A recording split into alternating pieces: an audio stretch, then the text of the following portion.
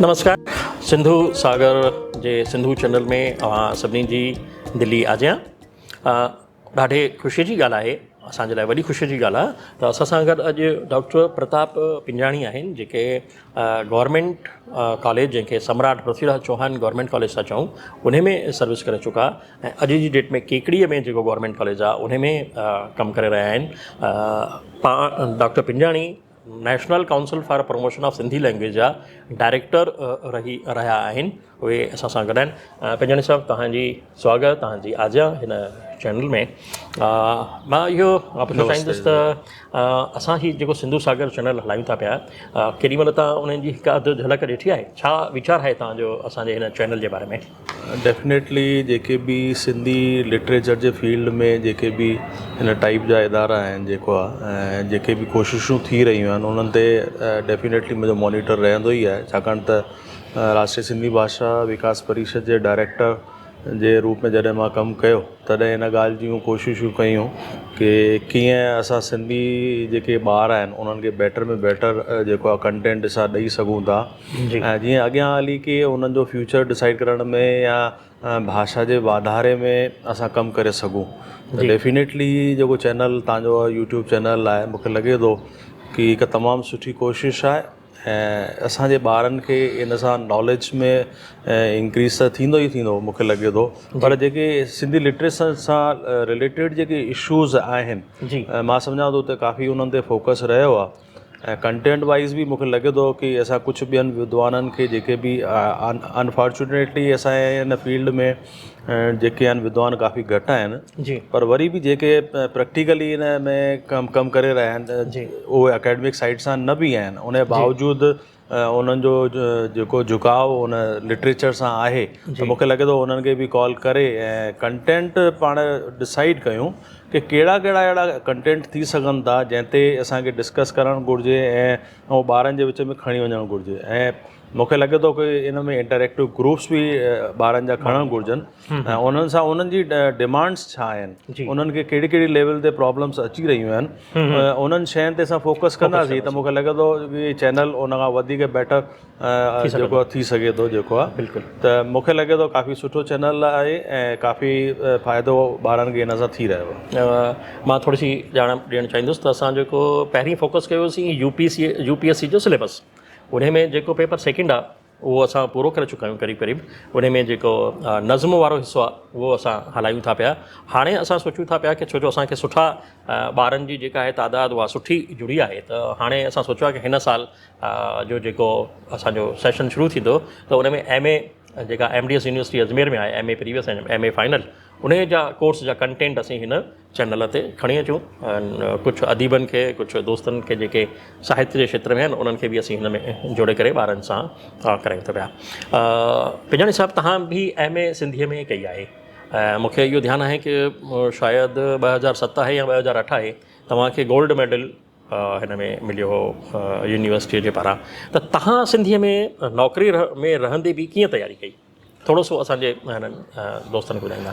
Actually मां जॾहिं 2008 में इहा MA सिंधीअ में कई हुई त फॉर्चुनेटली मुंहिंजो जेको डिपार्टमेंट हो उहो सिंधी डिपार्टमेंट सां गॾु हो, ऐं छाकाणि त सोशलॉजी ऐं सिंधीअ जो लिटरेचर ऐं सोसाइटी जो पंहिंजो पाण में रिलेशन आहे। जी बिल्कुलु।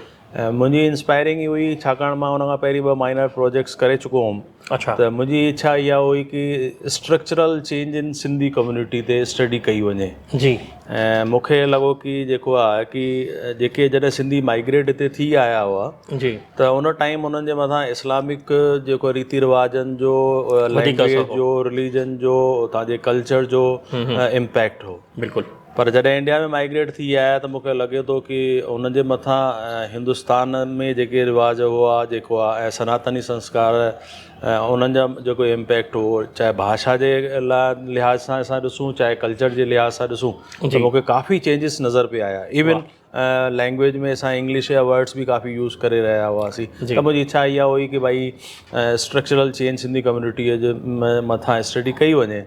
ऐं इन विच में मां रेडियो ऐं टीवीअ ते बि मूंखे कॉल कयो वेंदो एज़ अ सोशलॉजी जो, त हाणे जीअं सिंधी आहे त उन्हनि जी डिमांड हूंदी कि मां पंहिंजी कम्यूनिटीअ जे बारे में बि ॼाण उन्हनि चैनल जे माध्यम सां समाज ताईं पहुचायां। जी त मूंखे लॻो कि छो न इन वक़्त जो फ़ाइदो वरितो वञे, छाकाणि अजमेर में पोस्टिंग आहे सिंधी डिपार्टमेंट, राजस्थान में हिकिड़ो अजमेर में ई डिपार्टमेंट हो, त इन करे मां MA सिंधी मां चयो इन करे करणु घुरिजे जेको आहे। ऐं नॉलेज हरदमि कॾहिं बि जीवन में अगरि वरितो वञे त उहो फ़ाइदो थींदो आहे, जीवन में कुझु न कुझु उन सां प्राप्त थींदो आहे असांखे जेको आहे। बिल्कुलु सही।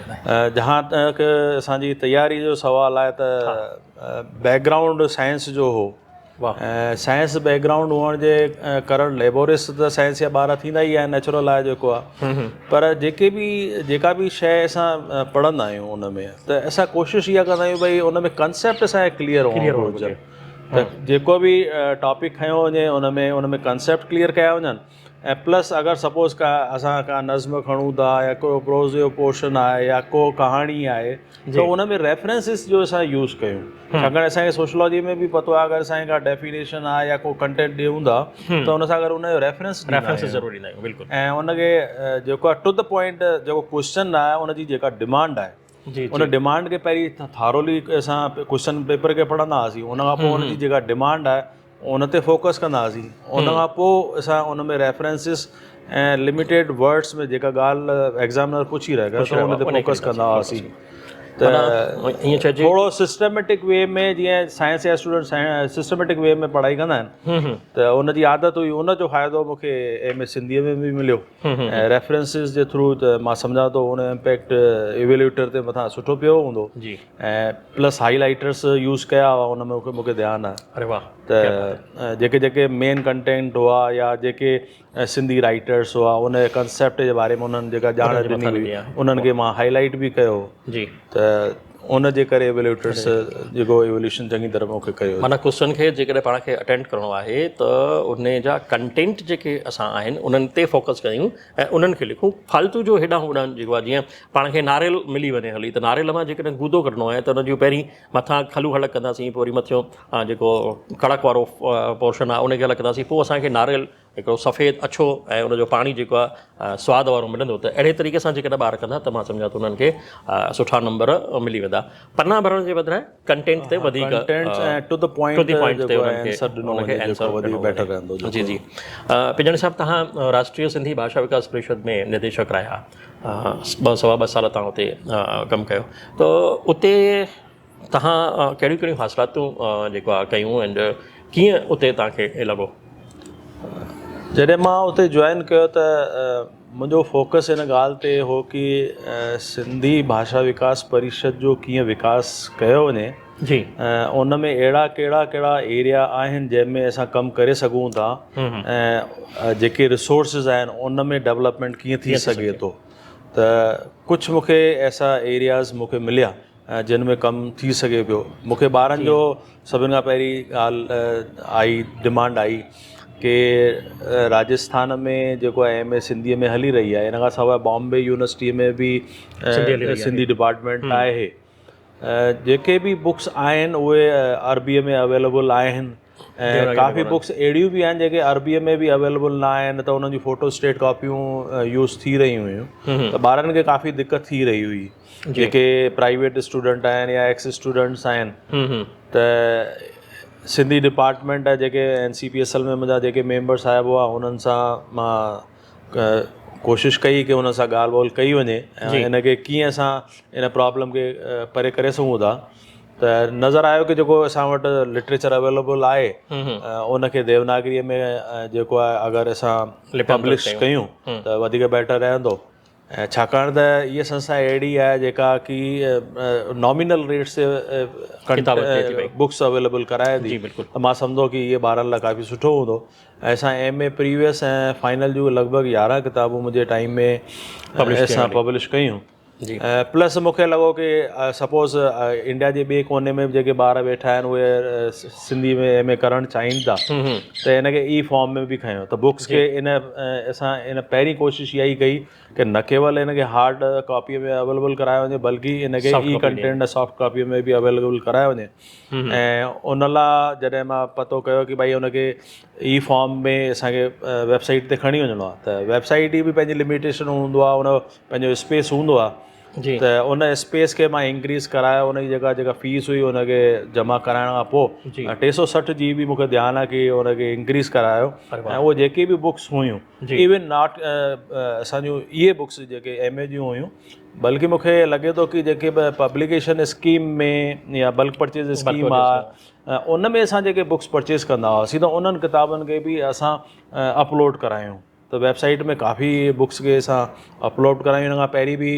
असांजो पहिरीं जा डायरेक्टर निर्मल गोपलाणी साहब उन टाइम बि ई कंटेंट फॉर्म में ई फॉर्म में असां बुक्स परचेज़ कयूं हुयूं उन्हनि मां बि कुझु जेके बुक्स असांखे अवेलेबल हुयूं जिन में असांखे एक्सेप्टेंस मिली ऐं उन्हनि खे असां वेबसाइट ते विधो त इहे कोशिशूं असां कयूं जेको उन टाइम ऐं इन खां सवाइ मूंखे लॻो की ॿियो एरिया अहिड़ो आहे जंहिंमें सिंधी लैंग्वेज लर्निंग स्कीम हुई जी मुंहिंजे जॉइन करण जे टाइम मूंखे लॻभॻि ध्यानु आहे की 4300 ॿार असांजे हिन certificate diploma advance diploma course में रजिस्टर्ड हुआ ऐं जॾहिं मां NCPL जो स्टडी कई त कंपेयर कयो त हुन में क़रीबन 50,000 ॿार रजिस्टर्ड हुआ जेको आहे उर्दू सिखण लाइ त मूंखे लॻो की इहो हिकिड़ो एरिया आहे जंहिंमें असां पंहिंजे समाज जे नंढनि ॿारनि ताईं छाकाणि जेको आहे ॿारनि जे बचपन में ई अगरि उन्हनि खे लैंग्वेज या भाषा जेका अगरि सेखारी वञे त मां सम्झां थो उहे अॻियां हली उहे उन्हनि जूं कोशिशुनि सां समाज में भाषा वधी सघे थी